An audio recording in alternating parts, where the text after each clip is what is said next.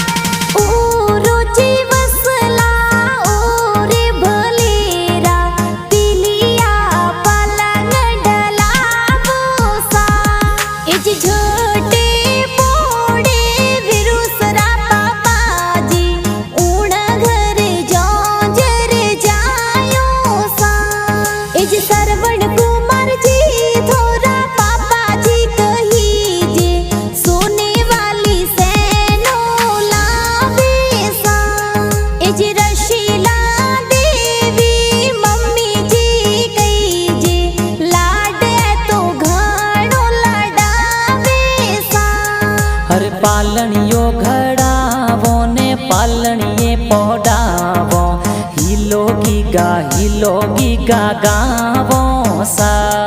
अरे हजारों जी जावो ने बजारों जी जावो सोने वाली चैनों में तो लावो सा। इजी कन्हैया लाल जी शंकर लाल जी बड़ा पापा कई जी जौनजरिया तो प्यारा मोला वेसा। इजी दरिया देवी सीता देवी बड़ी मम्मी कई जी लाड है तो घणी रुलाडा वेसा। इजी राजू जी मुकेश जी परवीन जी थोड़ा भाई सा प्रमोद जी कमलेश जी तो लाड लडावे। हर खोले खेलावो ने हिलोगी गागावो पालणिये में तो पौडावो सा। इजी रिंकू देवी भाभी सा कई जे हुसीला हालरिया तो ए हुलरावे सा।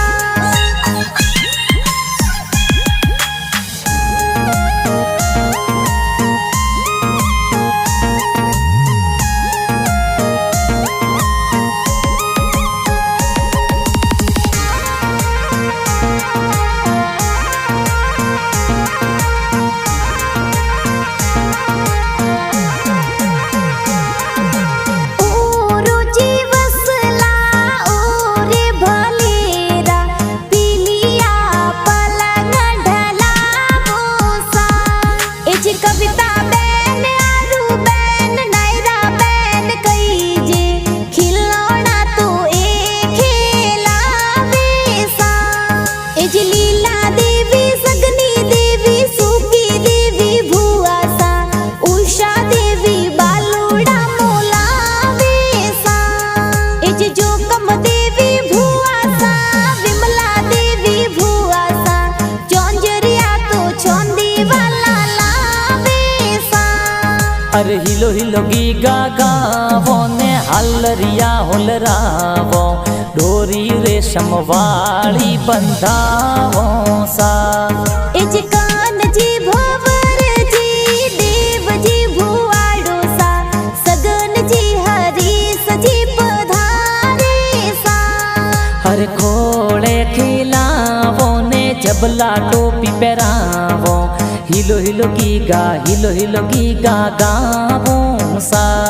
हरे हजारों जी जावो ने बजारों जी जावो जबला टोपी घना प्यारा लावो सा। इज तेजा राम जी नानो सा ढूंढ प्यारी लावे सगला मन हर सावे सा। इज गीता देवी नानी सा कई जे कुडीला लाड कोट घणो करावे सा।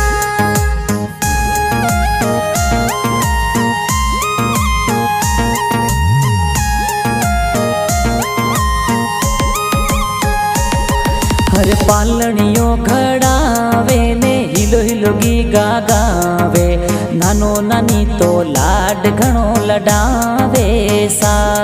એ જે દિનેશ જી હર્ષન જી મામો સા કહી જે, લલિત કુમાર જી ઈશ્વર જી તો ઢૂંઢ લાવે। એ જે નિર્મા દેવી મામી સા કહી જે હું શીલા, મંગલ ગીત પ્યારા ગાવે સા। હર સોનીજીરી હાટ જાવો ને જોંજરિયા ઘડાવો, झबला टोपी बजारों सुलावो सा। ए जे नीता गवर मासी जी कई जे कोडीला, कोड तो घाणो करावे सा। ए जे गिरधर जी मासू जी कई जे હું શીલા, મીઠાઈઓ તો ઘણી બંટાવે સા।